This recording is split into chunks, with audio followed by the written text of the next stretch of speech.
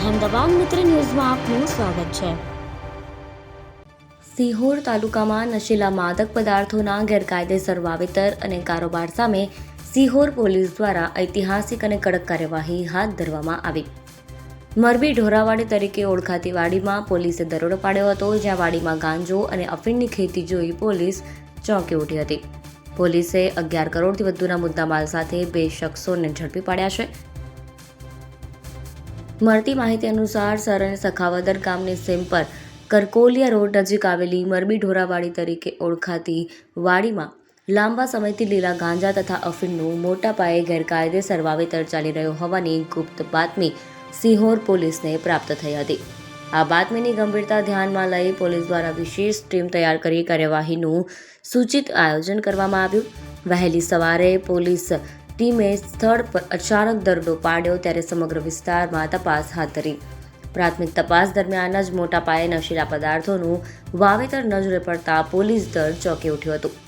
સીમમાં અફીણ તથા ગાંજાનું મોટા પ્રમાણમાં વાવેતર કરવામાં આવ્યું હતું।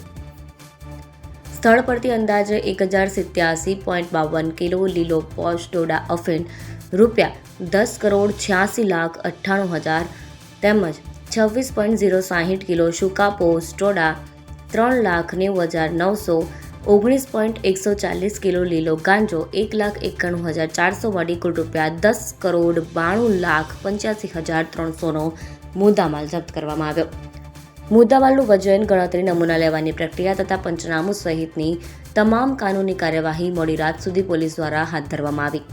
આ મામલે વાડીના માલિક બોગા ચૌહાણ અને સંજય ઉર્ફે મનુ ઉર્ફે સંગા ચૌહાણ એમ 2 ભાઈઓને સ્થળ પરથી ઝડપી લેવામાં આવ્યા હતા।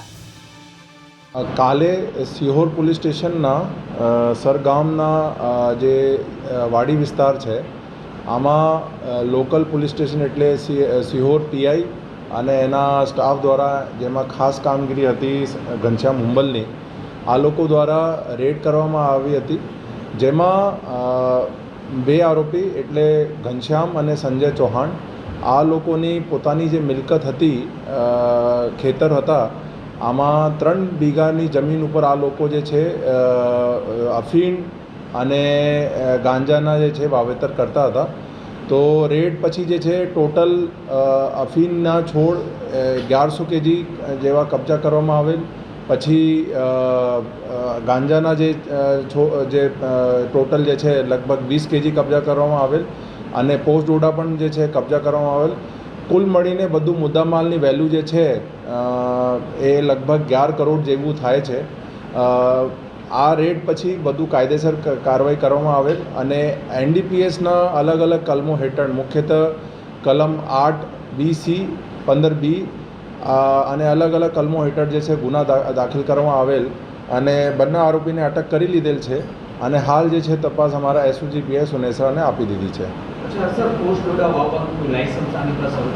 ને આ લોકો પાસે કોઈ પણ જાતનો પરવાનગી કે કોઈ લાયસન્સ હતું નહીં। આ લોકો જે છે ગેરકાયદેસર રીતે જ એના જે છે વાવેતર કરતા હતા અને આ બાતમીના આધારે પછી જે છે કાર્યવાહી કરવામાં આવેલ છે।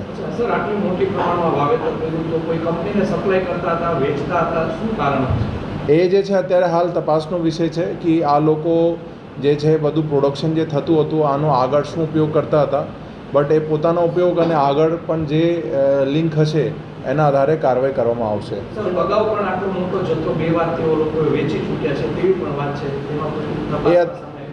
એ અત્યારે હાલ તપાસનો વિષય છે કે પહેલાં એને વાવેતર કર્યું હોય અને વેચાણ કર્યું હોય, એ બધા જે છે અમે તપાસમાં એનો અમે ઊંડું ઉજાવીને તપાસ કરશું। સર, 11 કરોડ જે રકમ નક્કી થઈ છે એ વજનના આધારે નક્કી?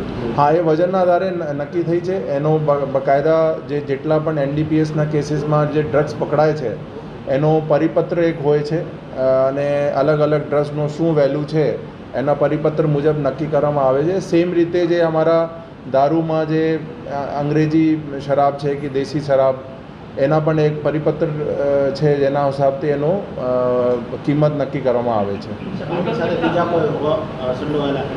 અત્યારે 2 આરોપી પૂરતું છે।